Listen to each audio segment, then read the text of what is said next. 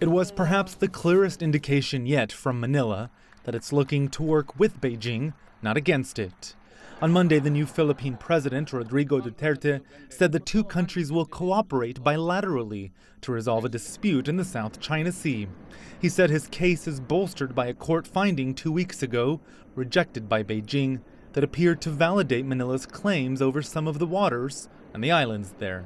Enforcing its claims by military means, Duterte has said, is not an option.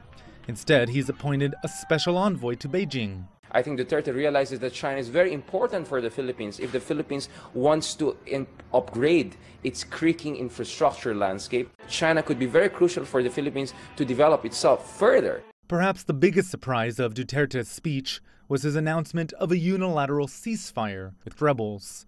Decades of fighting have left tens of thousands of people dead. We load our guns, fix our sights, pull the trigger. It is both ironic and tragic, and it is endless.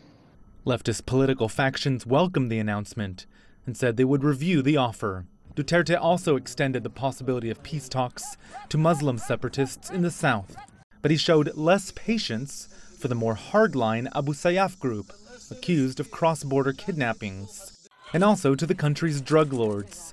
Duterte instead reinforcing his controversial show no mercy approach to drug-related violence and those behind it. We will not stop until the last drug lord, the last financier, and the last pusher have surrendered or put behind bars.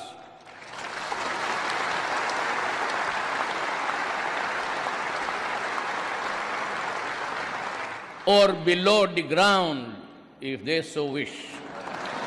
Often dubbed the Punisher, Duterte has been criticized for his heavy-handed approach to fighting crime. It's included extrajudicial killings and paying civilians to kill drug runners.